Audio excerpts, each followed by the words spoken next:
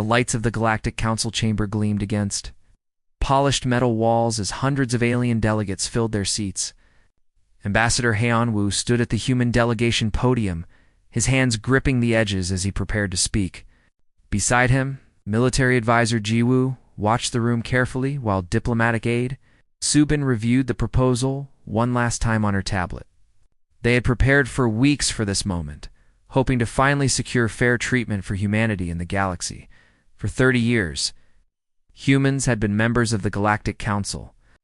30 long years of proving themselves worthy of accepting junior status, being patient while older species treated them like children. Earth had followed every rule, paid every fee, and shown nothing but respect to the alien civilizations that had already been traveling the stars for thousands of years. Heian-Woo believed that patience would eventually earn humanity the recognition they deserved. He began his speech, proposing a compromise for a mining dispute in the Outer Rim territories. 3 human colony worlds needed access to rare minerals found in an asteroid field that the Korthon Empire claimed as their own. The compromise was fair and reasonable. Humans would mine only what they needed for survival, paying a percentage to the Korthons. And both species would benefit from shared trade routes through the region. The High Arbiter, a tall, reptilian creature from the Vaxxer species, listened with barely concealed boredom. His scaled face showed no expression as Heian-Woo finished speaking. The chamber fell silent, waiting for the Arbiter's response. What came next would be remembered as the moment everything changed.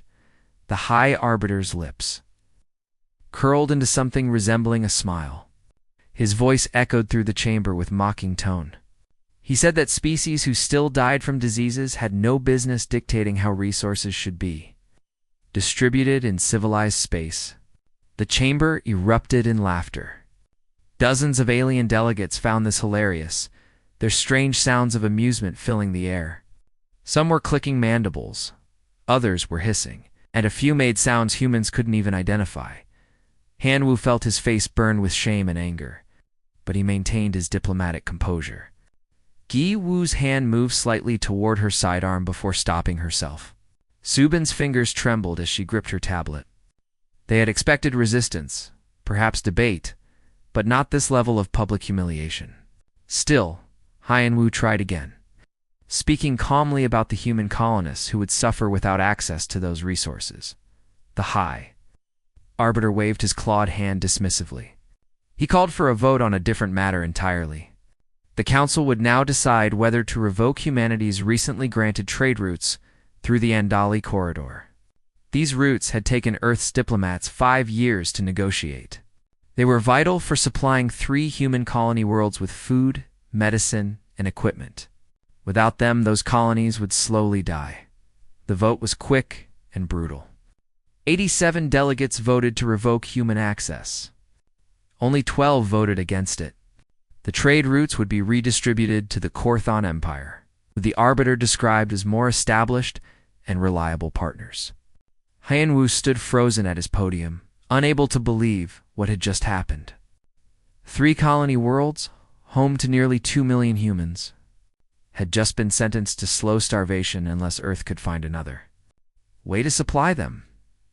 The session ended with the High Arbiter suggesting that humanity reconsider whether they were truly ready for galactic civilization. Perhaps, he said, humans should focus on solving their own planetary problems before trying to expand into space. More laughter followed as the alien delegates filed out of the chamber, discussing the day's events as if they had just witnessed entertaining theater rather than the destruction of human lives in the private chambers reserved for the human delegation. Heian-Woo finally allowed his mask of diplomacy to crack. He slammed his fist against the metal table, the sound echoing in the small room. Gi-Woo paced back and forth like a caged animal, her military training barely containing her rage. Subin sat with her head in her hands, quietly crying for the colonists who would suffer because of this decision. Heian-Woo opened a secure communication channel to Earth. Prime Minister Taehyun's face appeared on the screen, already aware that something had gone wrong. Heian-Woo delivered his report with cold precision, leaving nothing out. He described the mockery, the laughter, the casual cruelty of beings who saw humanity as nothing more than primitive animals playing at civilization. As Hyan-Wu spoke, another figure appeared on the screen. Military intelligence officer Dai-Yun had information that made the situation even worse. For months, her team had been monitoring Galactic Council communications, trying to understand the complex politics of alien civilizations. What she discovered was darker than anyone had imagined. Dai-Yun explained that the Council had been intercepting reports of pirate raids on human supply convoys for over a year. These weren't random attacks by criminals. The pirates were being allowed, perhaps even encouraged, to target human ships specifically. In private communications between Council members, these raids were described as population control for upstart species. The Council believed that if they made space travel dangerous enough for humans, Earth would voluntarily reduce its expansion and remain a minor player in galactic politics. The room fell silent as the implications sank in. This wasn't just politics or prejudice. This was systematic oppression designed to keep humanity weak and dependent. Every human who had died in those pirate raids, every supply ship that never reached its destination, every family that suffered from shortages on the colonies, all of it had been preventable. The Council had simply chosen not to prevent it. Prime Minister Hyan's expression hardened on the screen. He informed Hyan-Wu that he was calling an emergency session of Earth's United Assembly. Every representative from every nation and colony would vote on humanity's next course of action. Hyan-Wu was ordered to remain at the Council station but to begin preparing for immediate evacuation of all human personnel if necessary. The session of Earth's United Assembly lasted 18 hours. Representatives debated, argued, and ultimately reached a unanimous decision. Humanity would invoke Article 47 of the Galactic Charter, the formal process for withdrawing from Council membership. But they wouldn't simply leave quietly and accept isolation. The Council had gone too far, and they would learn that humanity was not a species to be dismissed so easily. Fleet Admiral Junho received a classified communication marked with the highest priority codes. His orders were clear and simple. Prepare the human fleet for war, but keep every movement hidden until the moment was right. The Admiral smiled grimly as he began sending encrypted messages to every human warship in the galaxy. The orders used a simple code phrase that every human military officer would understand. It was time to come home. It was time to show the galaxy what humans could do when pushed too far in the Council chambers. The alien delegates had already forgotten about the day's session. To them, it had been just another moment of entertainment. Watching a primitive species struggle with concepts beyond their understanding, they had no idea that they had just made the worst mistake in their long history. They had humiliated humanity, threatened human lives, and revealed their contempt for a species they considered inferior. The galaxy was about to learn a hard lesson. Humans could be patient. Humans could be diplomatic. Humans could accept junior status and work within the system. But there were limits to that patience, and the Galactic Council had just crossed every single one of them. What came next would reshape galactic civilization forever, written in fire and steel across the stars. 3 days after the humiliation in the Council chambers, Ambassador Hyan-Wu returned to face the alien delegates one final time. The chamber buzzed with the usual sounds of galactic politics as representatives from dozens of species discussed trade agreements and territorial disputes. Most barely noticed when Hyan-Wu walked to the human podium, expecting another futile appeal for fairness, or perhaps an apology. For daring to challenge the Council's wisdom, Hyan-Wu stood tall and spoke with a calm voice that cut through the noise. He announced that humanity was formally withdrawing from the Galactic Council, effective immediately. The chamber fell silent for exactly 3 seconds before erupting in laughter once again. The High Arbiter leaned back in his elevated seat, his reptilian features showing amusement. He said that humanity would soon realize how difficult survival was without the Council's protection and guidance. Other delegates made jokes. It's about primitive species throwing tantrums when they didn't get their way. The Korthon ambassador stood and mockingly wished humans good fortune in their isolation. He suggested that perhaps in another 1,000 years, when humanity had matured, they might be allowed to reapply for membership. More laughter filled the chamber. To these ancient civilizations, humanity's withdrawal was nothing more than a temporary inconvenience. Like a child running away from home who would return hungry and apologetic within days, what the council didn't realize was that every human in that chamber was recording their reactions. Every laugh, every mocking comment, every dismissive gesture was being transmitted back to Earth and the human colonies. These recordings would be played for every human military academy for generations to come, reminding them why the war happened and why it was necessary. Commander, Young-Soo received his orders within hours of the withdrawal announcement. He commanded the largest logistics operation in human history, responsible for evacuating over 2 million human civilians from various council-controlled worlds and stations. His headquarters became a chaos of activity as transport ships were requisitioned, routes were planned, and security teams were assembled to protect evacuees from potential alien interference. The evacuation was not the panicked flight that council species expected. Every movement was planned with military precision. Human merchants closed their shops and sold their inventory at massive discounts, appearing desperate to leave quickly. Human scientists packed their research and claimed they were abandoning projects that had become too difficult. Human workers resigned from their positions in alien corporations, citing fear of retaliation for their government's decision. But beneath the appearance of desperate retreat, something else was happening. Every human ship leaving council space was equipped with military-grade sensors, mapping defensive positions around alien worlds. Merchants recorded the locations of military shipyards and supply depots. Scientists copied decades' worth of research on alien technology. Workers downloaded classified information from the computer systems they had access to through their jobs. The retreat was not a defeat, but a carefully orchestrated intelligence operation. On Earth, transformation began the moment withdrawal was announced. Dr. Minji, head of Advanced Weapons Research, stood in her laboratory, surrounded by holographic displays showing alien ship designs and weapon systems.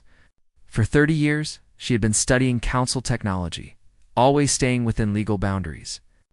Now those boundaries no longer existed. She initiated Project Ragnarok, a program designed to develop weapons specifically created to counter every advantage council species possessed. Working alongside Dr. Minji was Engineer Hae-won, a specialist in reverse engineering alien technology. For years, he'd been quietly analyzing pieces of alien equipment that humans had legally purchased or salvaged from derelict ships. He had always known this day might come and had prepared accordingly. His team had already identified 3 major weaknesses in standard council military technology that could be exploited if humanity ever went to war. Fleet Admiral Junho stood in the command center of Earth's primary military station, watching holographic displays that showed every human warship in the galaxy. He began the recall, ordering all military vessels to return to human-controlled space immediately. The order appeared straightforward, but included coded instructions that only human military officers would understand. Each ship had one final mission to complete before coming home, Captain. Sang-hoon commanded a stealth frigate that had been operating near the Vaxxer home system for 2 years. Officially conducting scientific surveys, his real mission had always been intelligence gathering. Now he received orders to plant surveillance networks throughout the system before departing. His crew worked for 72 hours without sleep, deploying microscopic sensors that would transmit information about Vaxxer fleet movements directly to human intelligence networks. By the time the Vaxxer military detected the sensors, it would be far too late. Similar operations were happening across council space. Human ships that appeared to be fleeing in fear were actually completing the most important intelligence mission in human history. They planted surveillance equipment, copied military databases, recorded patrol routes, and documented every defensive weakness they could find. When the time came for war, humanity would know everything about their enemies while the Council knew almost nothing about human military capabilities. The Galactic Council watched the human exodus with satisfaction. The High Arbiter gave speeches about the natural order of civilization and how younger species needed to learn their place. The Korthon Empire announced plans to claim former human territories. including 3 frontier worlds that existed just outside the core systems Earth considered vital. They declared these worlds would be colonized and civilized under proper alien guidance, the Korthon. Military assembled a fleet of 30 warships to enforce their claim. The fleet was impressive by the standards of most species, including 3 heavy cruisers, 15 destroyers, and 12 support vessels. The Korthon admiral broadcast his intentions openly, confident that primitive humans could do nothing to stop him. His target was New Jeju, a human frontier world with a population of 40,000 colonists and minimal military defense. Governor Biora received word of the approaching Korthon fleet while reviewing evacuation plans for civilian personnel. She was a former military officer who had retired to civilian service, believing her fighting days were over. Now she realized that retirement would have to wait. She sent a message to the Korthon admiral, transmitted in the clear so everyone could hear it. Her words were simple and direct. The Korthons had 30 hours to turn their ships around. This was their only warning. The Korthon admiral's response was broadcast throughout council space, assuring maximum humiliation for humanity. He laughed at the warning and said that humans had delusions of strength that reality would soon correct.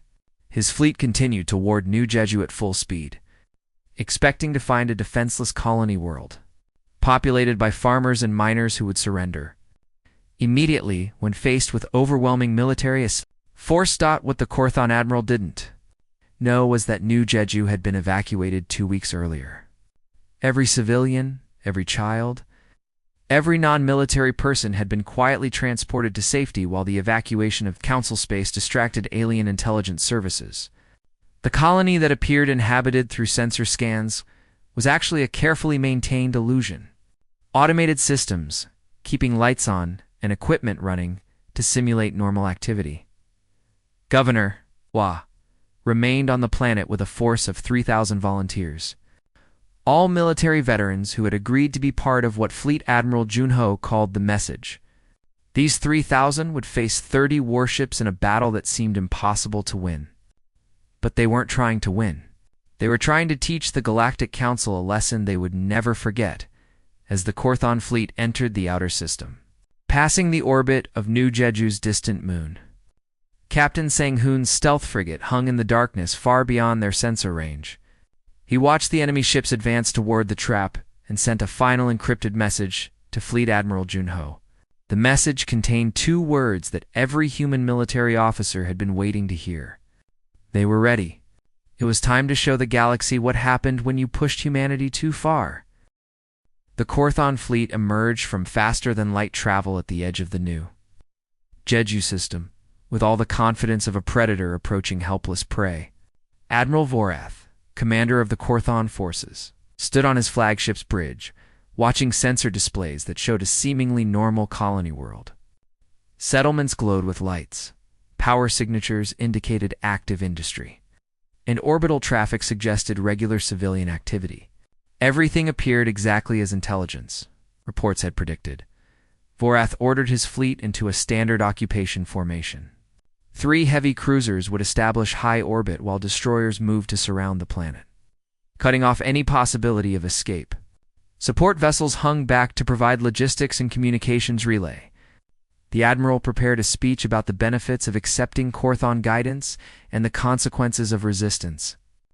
He expected the human governor to surrender within minutes of seeing his magnificent fleet. What Vorath didn't see were the thousands of small objects drifting through the asteroid field his ships had just passed, objects that sensors had dismissed as natural debris but were actually military-grade proximity mines, specifically designed to activate only when Korthon shield frequencies passed nearby. Engineer Haewon had spent years studying Korthon technology, learning every detail about their defensive systems. Now that knowledge became a weapon. The mines activated simultaneously as the Korthon fleet moved deeper into the system. They didn't explode with conventional force.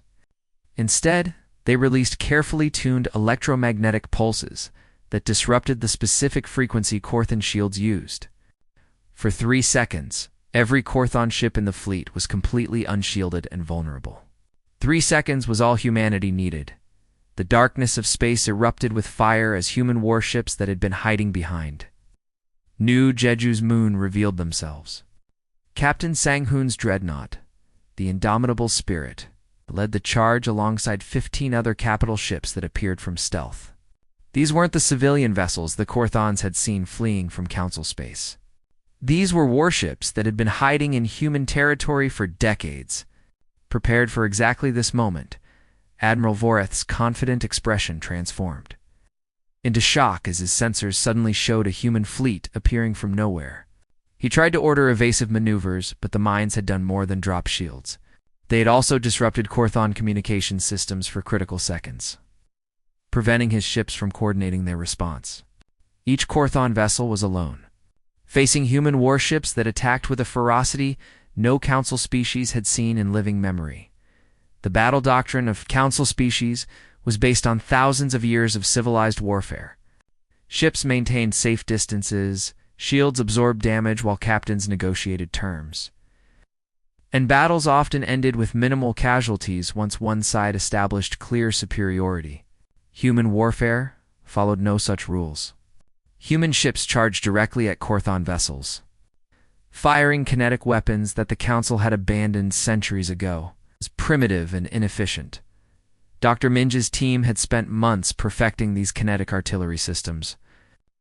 Council species had become so dependent on energy shields that their actual hull armor had become an afterthought, designed more for appearance than protection. The tungsten slugs fired from human railguns moved at a significant fraction of light speed. When they hit Korthon ships with disrupted shields, they tore through holes like needles through fabric.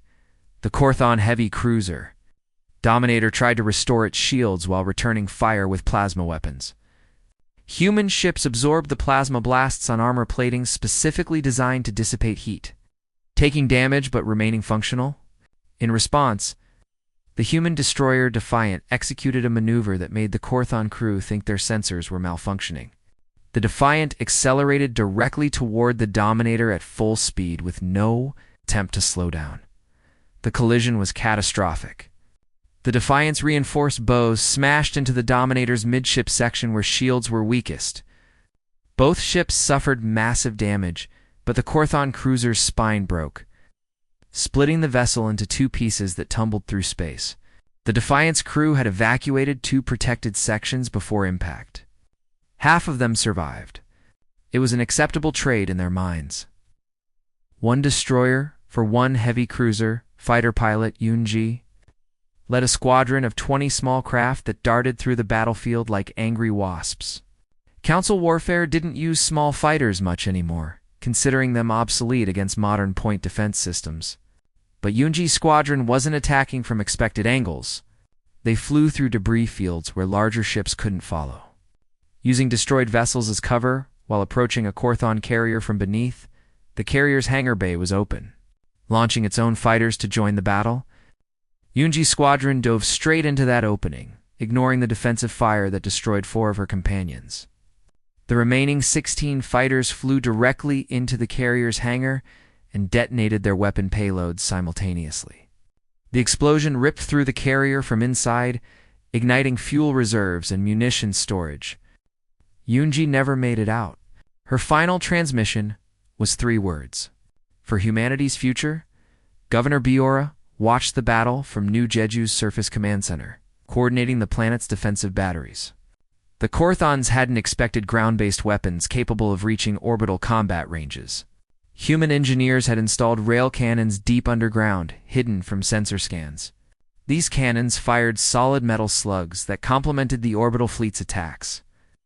Targeting Korthon ships that tried to use the planet as cover, the battle lasted for hours and 12 minutes.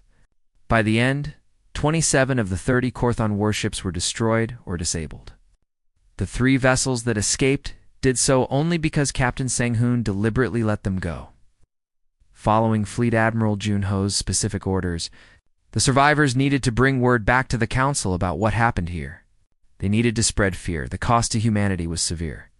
8 warships destroyed completely, 5 more damaged beyond repair, and casualty lists that would take days to fully compile.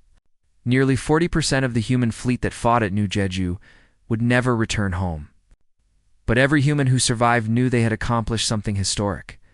They had faced a superior force and won through determination, unconventional tactics, and sheer willingness to pay any price for victory, Lieutenant. Chanwu stood among the wreckage of his destroyer's bridge. Bleeding from a dozen wounds, but still alive, he opened a communication channel that broadcast on frequencies the entire galaxy could receive. His voice was steady despite his injuries as he delivered humanity's message to the Galactic Council. Leave human space. Leave human colonies alone. Or what happened here will happen everywhere you go. This is not a negotiation. This is a promise. The 3 surviving Korthon ships reached Council space 2 days later. Admiral Varoth was among the dead, his flagship destroyed in the opening minutes of battle. The surviving officers reported details that seemed impossible to the Council members who heard them. Humans ramming ships intentionally. Humans using kinetic weapons like ancient barbarians. Humans accepting massive casualties without surrendering or retreating. The reports described warfare that had no place in civilized space. The Galactic Council convened an emergency session within hours. The chamber that had laughed at humanity's withdrawal, now filled with nervous discussions about whether the reports could be accurate. Some delegates suggested the Korthons had simply encountered unusual circumstances or executed their mission poorly. Others began reviewing their own military readiness, wondering if their forces could handle human tactics. The High Arbiter called for order and addressed the assembled delegates. He dismissed the battle at New Jeju as a desperate gamble by humans who got lucky. The Korthons had been overconfident and unprepared. A proper council fleet, with multiple species working together, would easily crush human resistance. He called for the formation of a punishment fleet. 200 vessels from 6 different species that would travel to Earth itself and end this rebellion permanently. Most delegates agreed immediately, eager to restore order and prove that the Council's authority could not be challenged. A few voices urged caution, including a delegate from the peaceful Delvan species named Ambassador Unicio. She stood and warned that humanity might be far more dangerous than the Council realized. Perhaps negotiation would be wiser than escalation. Her words were dismissed as cowardice and fear. The vote to create the punishment fleet passed with overwhelming support. The message was clear. Humanity would be made an example that would echo through galactic history for thousands of years. No junior species would ever again dare to challenge the Council's authority. The fleet would gather within 30 days and proceed directly to human space, with overwhelming force. On Earth, Fleet Admiral Junho received intelligence reports about the Council's decision. He stood in his office looking at tactical displays showing the projected strength of the coming enemy fleet. 200 warships from multiple species, each one bringing different weapons and tactics. The largest military force assembled in 2 centuries, all focused on destroying humanity. The Admiral smiled without humor and began issuing orders. If the Council wanted war, humanity would give them war they would never forget. Prime Minister Taehyun stood before cameras broadcasting to every human world, colony and station throughout known space. Behind him, the flags of Earth's United Nations hung as symbols of the unity that had taken centuries to achieve and now faced its greatest test. His face showed the weight of decisions that would determine whether humanity survived as a free species or was crushed as an example to others who might dare challenge galactic order. His speech began quietly, reviewing the 30 years of patience humanity had shown, the insults endured, the unfair treaties accepted, the contempt tolerated. He spoke of human colonists who died when the Council revoked trade routes, of families separated when the Council made human expansion nearly impossible, of dreams deferred because older species decided humanity didn't deserve a place among the stars. Then his voice grew stronger. He declared that patience had limits. Humility had boundaries.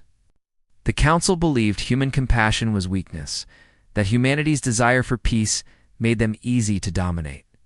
They would learn otherwise. There was nothing more dangerous than humans defending what they loved. 30 years of peace had ended. Now humanity would show the galaxy they were truly capable of when survival itself was at stake. The broadcast ended with a simple statement. Every human world, every colony, every station would become a fortress. Every ship would become a weapon. Every citizen would contribute to the war effort. Humanity would not surrender, would not submit, and would not be erased from history. The Council had chosen this path. Now they would walk it to whatever end awaited. Fleet. Admiral Junho implemented what military planners called the Fortress Doctrine. Every planet under human control became a military installation. Civilian factories retooled to produce weapons, ammunition, and ship components. Orbital stations that once processed raw materials were converted into defensive platforms bristling with weapons. Mining colonies and asteroid fields became hidden bases, where warships could repair and resupply. Earth itself transformed into the ultimate fortress. Engineer Hay-1 led teams, working around the clock to construct orbital defense. Networks that turned humanity's home world into an almost impregnable position. These weren't simple weapon platforms. They were integrated systems where each element supported others, creating overlapping fields of fire that would force any attacking fleet into killing zones with no safe approach vectors. Mars received similar treatment under Governor Buar's direction. She had returned from New Jeju as a hero, but took no time to rest. The Red Planet became humanity's second fortress, with underground bunkers that could shelter millions and weapons hidden beneath the surface that could engage enemy ships in orbit. Biora personally oversaw every installation, ensuring nothing was overlooked or vulnerable. Intelligence Director Dayun revealed humanity's greatest advantage in the war room deep beneath Geneva. For 5 years, human intelligence operatives had been embedded throughout Council space, working jobs that gave them access to classified information. Agent Kung Su had infiltrated the Vaxxer military by posing as a maintenance technician, spending years earning trust while copying fleet deployment schedules. Agent June had worked in Korthan shipyards as an engineer, learning the exact specifications of every vessel class the enemy possessed. There were dozens more like them. Humans who had volunteered for deep cover operations years before war seemed likely. They had sacrificed normal lives, lived among species that considered them inferior, and maintained their covers even when insulted and humiliated. Now their sacrifice provided humanity with intelligence that military commanders called priceless. The humans knew Council fleet composition, movement patterns, supply routes, and tactical doctrines better than many Council officers. Dayun's team began psychological warfare operations, targeting divisions within the Council. Not all alien species supported the war against humanity. Some feared the cost of fighting an enemy desperate enough to use tactics civilized species had abandoned. Others questioned whether the High Arbiter's insults and the Korthan invasion attempt had been justified. Human operatives fed these doubts carefully, planting information that would make skeptical species even more uncertain. The Council's punishment? Fleet assembled at Rally Point Sigma, a massive military station in neutral space. Ships from 6 different species gathered in a formation that stretched across millions of kilometers. Vaxxer heavy cruisers formed the core, supported by Korthan destroyers, Philian carriers, and vessels from 3 other civilizations. The fleet commanders broadcast their departure, showing the galaxy an unstoppable force that would crush human resistance. What they didn't know was that human surveillance networks planted during the withdrawal tracked every ship movement. Captain Sang-hoon's intelligence officers created detailed analysis of fleet composition, identifying which captains were experienced, which ships were newest, which species coordinated well together. This information flowed directly to Fleet Admiral Junho, who used it to plan defensive strategies that exploited every weakness. The Council fleet advanced through space, systematically destroying human frontier outposts that refused to evacuate. Small stations with populations of hundreds or thousands were given ultimatums to surrender. When they refused, alien warships reduced them to debris. The Council admirals broadcast these victories as warnings, showing the ruins of human settlements to demonstrate what resistance would cost. Fleet. Admiral Junho watched these broadcasts from his command center, but refused to take the bait. Every destroyed outpost angered him, Every casualty list made his resolve stronger, but he would not waste the fleet on premature engagements. His strategy required patience that seemed like cowardice to people who didn't understand military tactics. He was drawing the Council fleet deeper into human space, farther from their supply lines, closer to Earth's prepared defenses. The personal costs of war began mounting across human civilization.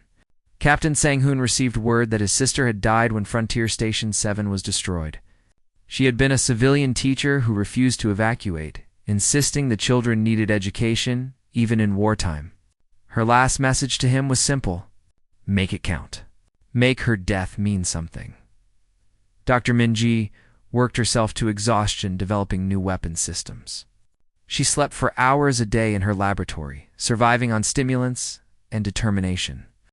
Her team created missiles that could track enemy ships through faster-than-light travel, mines that could differentiate between human and alien vessel signatures, and the ultimate weapon that would be deployed only if Earth itself faced destruction.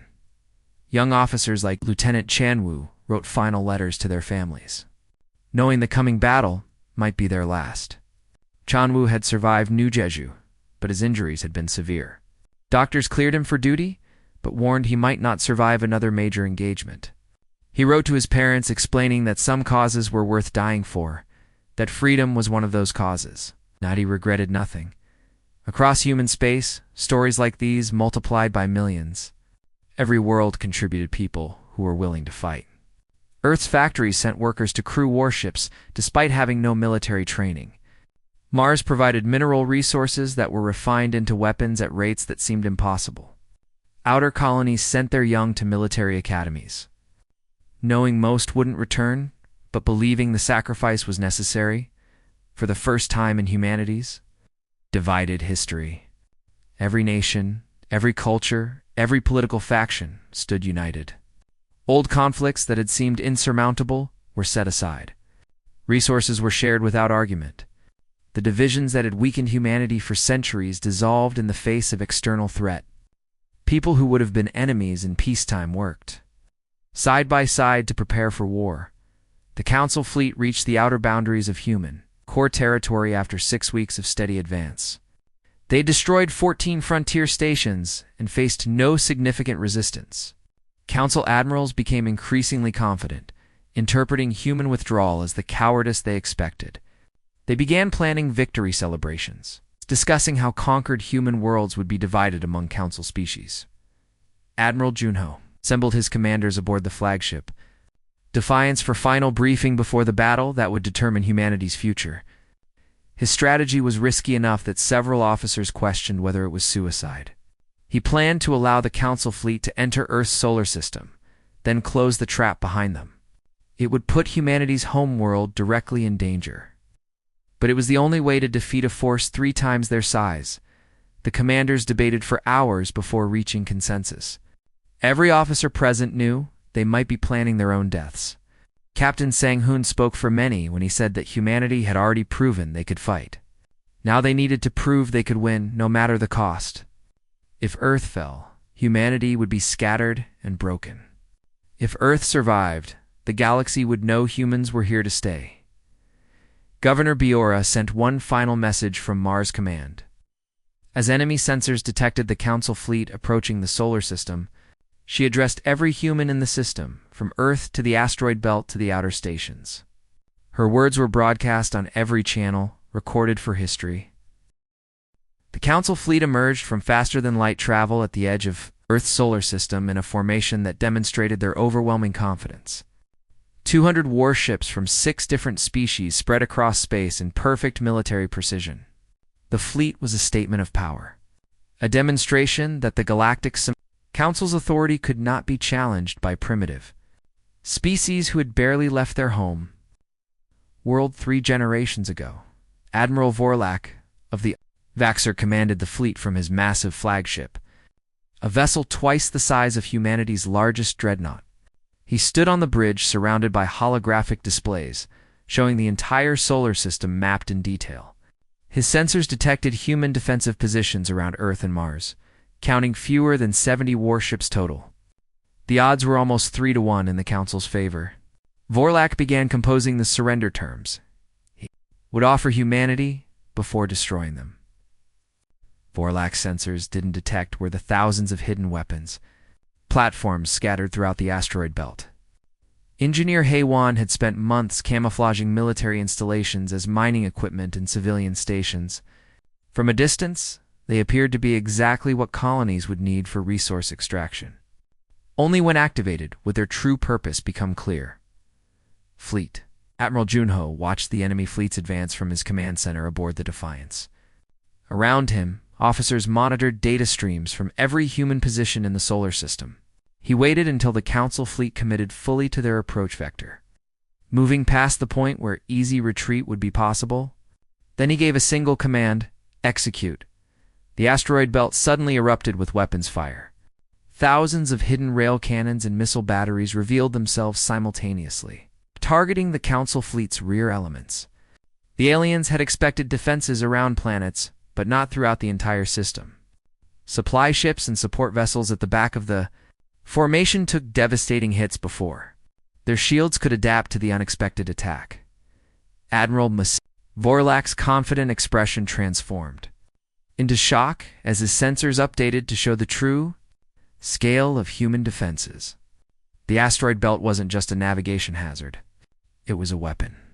Every significant asteroid had been turned into a fortress, every piece of debris potentially hiding a mine. The Council fleet was already inside a trap that was closing around them. The battle unfolded in 3 distinct phases that would be studied in military academies for generations. The first phase began with the Council fleet trying to reorganize their formation while under constant fire from the asteroid belt.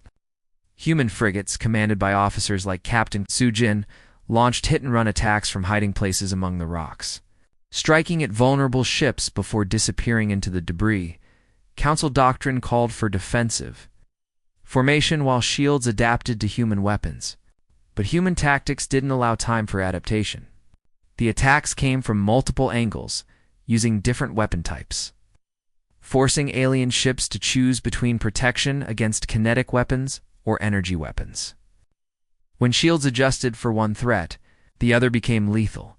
The Felian carriers tried to launch fighter wings. That would clear the asteroid belt of human positions. Fighter pilot Youngji's successor, a young pilot named Hyojin, led squadrons that engaged the alien fighters in the dense debris field. Human pilots flew with reckless precision, using asteroids as cover and executing maneuvers that Council pilots considered suicidal. For every human fighter destroyed, 2 alien craft were eliminated. Admiral Vorlak realized his fleet was being worn down before reaching the primary targets. He ordered full acceleration toward Mars, intending to break through the asteroid defenses and engage the main human fleet in open space, where Council's superiority in ship-to-ship combat would decide the battle. The Council fleet pushed forward, accepting casualties as the price of reaching advantageous position. The second phase began as the Council fleet approached Mars orbit. Governor Bohr's fortress network activated, revealing defensive installations that made the asteroid belt seem like a preliminary skirmish. Underground rail cannons fired metal slugs at velocities that strained the laws of physics. Orbital platforms launched missiles by the thousands. The entire planet had become a weapon aimed at the approaching fleet. But Bohr's strategy wasn't to stop the Council fleet. That would be impossible against 200 warships.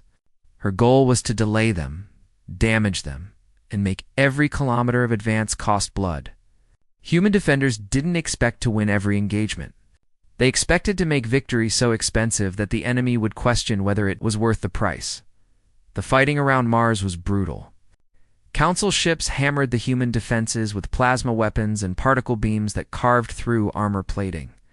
Human positions were destroyed one after another, their crews dying to by minutes of delay. The Martian defense grid was being systematically eliminated, but not before crippling dozens of enemy vessels. Governor Bohr stood in her command center watching damage reports flood her screens.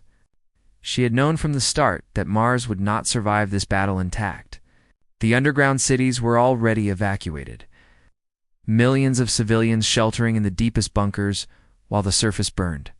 But every ship she damaged here was one less that Earth would face. When her command center took a direct hit, Her last transmission was to Fleet Admiral Junho. "We held them as long as we could. Finish this." The third phase began when the battered Council fleet finally broke through the Mars defense line and faced the concentrated strength of humanity's main fleet. Admiral Junho had positioned 70 warships in close formation around Earth, supported by the planet's orbital fortresses. The formation looked defensive, as if humans were making their last stand protecting their home world. Admiral Olak saw an enemy finally forced to fight on his terms. His fleet still outnumbered the humans nearly 2-1, despite losses at the asteroid belt and Mars. He ordered a standard engagement, expecting his superior firepower to overwhelm human defenses within hours. His ships moved into firing positions that had won battles for thousands of years. What Vorlok didn't know was that Dr. Minji had completed her ultimate weapon 3 days earlier. Project Ragnarok wasn't a single device, but a series of specialized missiles designed to exploit the Council's greatest tactical advantage. Council species used neural interfaces to control their ships, linking their minds directly to weapons and navigation systems. This made their responses faster and coordination better than anything humans could match until now. The missiles launched from human capital ships looked conventional at first. Council point defense systems destroyed many before they reached their targets. But enough got through, detonating in precise patterns around enemy vessels. The warheads didn't produce explosions or shrapnel.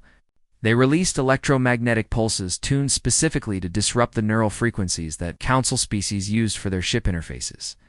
The effect was immediate and devastating. Dozens of Council ships went dark as their crews collapsed from neural feedback. Others lost coordination as officers tried to operate systems manually while recovering from the pulse effects. The Council's greatest advantage became their greatest vulnerability in seconds. Fleet. Admiral Junho ordered the attack he had been planning for months. Every human ship charged forward simultaneously, abandoning defensive formation for an allowed assault on the disorganized enemy fleet. The human dreadnoughts, including the Defiant's indomitable spirit, and the newly commissioned Retribution engaged. Council capital ships at ranges where shields meant nothing, and only armor and firepower mattered. The fighting was savage beyond anything in recorded galactic history. Human crews boarded disabled enemy vessels, fighting room by room in brutal close combat. Lieutenant Chanwu led boarding teams onto a Vaxxer cruiser, clearing sections with determination born from anger at every human life the Council had taken. He fell in the final corridor before the bridge, but his team completed the mission. The cruiser's surrender was transmitted on frequencies the entire galaxy could receive. Captain Sang-hoon faced the High Arbiter's flagship in single combat between capital ships. The indomitable spirit took devastating damage but refused to retreat. Sang-hoon broadcast a message before firing his final salvo. "This is for every human you called inferior. This is for my sister. This is for everyone who died because you couldn't see beyond your own arrogance." The High Arbiter's flagship broke apart under sustained rail cannon fire. Escape pods launched from the dying vessel, but the alien leader's escape pod was intercepted by a human frigate. The High Arbiter, who had mocked humanity from his Council seat, would survive to face judgment. The tide of battle turned completely when human ships began. Using ramming tactics that Council species considered insane, the destroyer Faithful accelerated into a Korthon heavy cruiser. Both ships exploding in a fireball that illuminated the darkness, but that trade eliminated a vessel worth 10 human destroyers. It was mathematics written in fire and steel. Humanity would pay any price. Admiral Vorlok watched his fleet falling apart and realized he had made a catastrophic error. The humans weren't fighting to win in any traditional sense.